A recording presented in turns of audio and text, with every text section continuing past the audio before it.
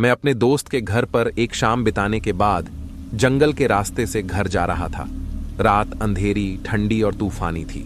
बारिश मेरी कार की विंडशील्ड पर गिर रही थी। मुझे अपना ड्राइविंग लाइसेंस प्राप्त किए अभी कुछ ही समय हुआ था, इसलिए मैं सतर्क और केंद्रित था। कोई संगीत नहीं बज रहा था और मेरा फोन सुरक्षित रूप से मेरी जेब में छिपा हुआ था।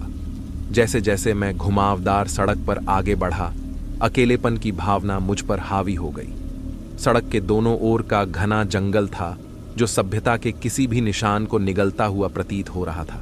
फिर आगे मेरी हेडलाइट्स की कम चमक में मैंने कुछ असामान्य देखा। एक बच्चा सड़क के ठीक बीच में बैठा था।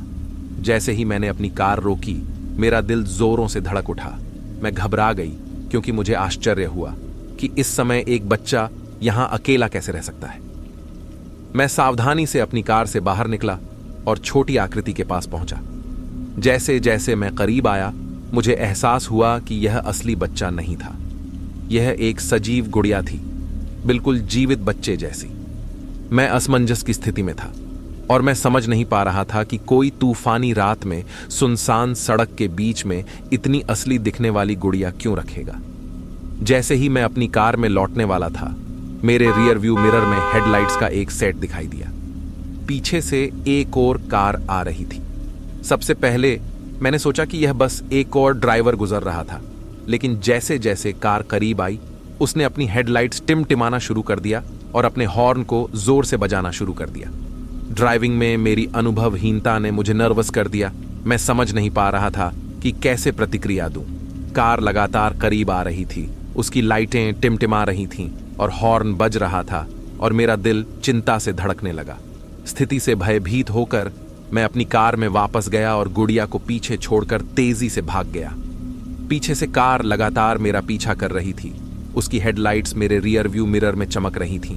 मैं ड्राइवर या वाहन के निर्माण और मॉडल का पता नहीं लगा सका। ऐसा लगता था जैसे वे जानबूझकर छिपे रहने की कोशिश कर रहे थे। फ्रस्ट्रेट होकर मैंने लगातार पीछा करने वालों से पीछा छुड़ाने की उम्मीद में अपने पड़ोस में कई चक्कर लगाने का फैसला किया, लेकिन इससे कोई फर्क नहीं पड़ता कि मैं सड़कों पर कैसे टेढ़े मेढ़े रास्ते से गुजरा। रहस्यमयी कार मेरी हर हरकत का पीछा करती रही। घबराहट की स्थिति में मैंने सीधे घर जाने का निर्णय लिया। जैसे ही मैं अपने ड्राइववे में गया और इंजन बंद कर दिया, मैंने तुरंत कार के दरवाजे बंद कर दिए। मुझे राहत की अनुभूति हुई, यह विश्वास करते हुए कि मैं अंततः अपने घर की सीमा के भीतर सुरक्षित हूं। हालांकि मेरी राहत बस कुछ समय की थी। जैसे ही मैंने अपने पीछे का दरवाजा बंद किया और जोर जोर से सांसें लेने लगा, दरवाजे पर जोर से लगातार खटखटाने की आवाज आई। मेरी स्किन के नीचे डर रेंग रहा था। एक आवाज, शांत लेकिन दृढ़, ने मेरा सरनेम पुकारा। मैं आवाज न पहचान पाने के कारण झिझका, लेकिन फिर मुझे एहसास हुआ कि यह मेल बॉक्स पर मेरा नाम पढ़ने के कारण आई होगी। फिर भी मैं डर की भावना से छुटकारा नहीं पा सका। 1 या 2 मिनट बाद जब महिला ने मेरा नाम पुकारा, तो मैं सावधानी से दरवाजे के पास पहुंचा और झांक कर देखा। जब मैंने अपने बरामदे पर एक बुजुर्ग कपल को खड़ा देखा, तो मेरा दिल जोरों से धड़कने लगा। वे काफी मिलनसार दिखाई दिए, लेकिन मैं उस चिंता को दूर नहीं कर सका जिसने मुझे जकड़ लिया था। महिला सबसे पहले बोली। उसकी आवाज चिंता से भरी थी। ओह, भगवान का शुक्र है, आपने दरवाजा खोला। हम आपके लिए चिंतित थे। उसके पति ने सहमति में सिर हिलाया। अपनी आशंका के बावजूद मैंने धीरे से दरवाजा खोला। ये कपल वास्तव में भले लोग लग रहे थे, जिससे मुझे आराम मिला, जब तक कि उस आदमी ने समझाना शुरू नहीं किया।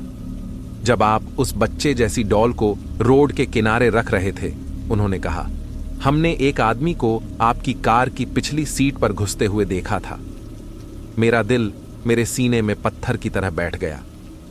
जैसे ही मुझे स्थिति की गंभीरता का एहसास हुआ, तो मेरे अंदर डर पैदा हो गया। बिना एक पल की झिझक के मैं मुड़ा और तेजी से अपनी कार की ओर वापस चला गया। मेरा दिल मेरे सीने में तेजी से धड़क रहा था। मैंने कार का दरवाजा खोला और अंदर की तलाशी ली। मैं चौंक गया और भयभीत हो गया जब मुझे ड्राइवर की सीट के नीचे छिपा हुआ एक छोटा पॉकेट नाइफ मिला, एक महूस चीज जो क्लियरली मेरी नहीं थी। जैसे ही मुझे उस व्यक्ति के इरादों का एहसास हुआ जो मेरी कार में छिपा हुआ था, मेरे अंदर दहशत फैल गई। मुझे एहसास हुआ कि सड़क पर गुड़िया सिर्फ मेरा ध्यान भटकाने के लिए थी, मुझे अपने वाहन से लुभाने की एक चाल थी। कांपते हाथों से मैंने अपने फोन से इमरजेंसी नंबर डायल किया और पुलिस को घुसपैठ की सूचना दी। वे तेजी से पहुंचे और पूरी कार की तलाशी की, पर वह घुसपैठिया उन्हें नहीं मिला। शायद वह पहले ही मेरी कार से निकलकर भाग गया था। मैं यह सोचकर कांपने से खुद को नहीं रोक सका कि अगर मैं सतर्क नहीं होता तो क्या हो सकता था। यह एक भयानक अनुभव था जिसने मुझे हमेशा के लिए बदल दिया।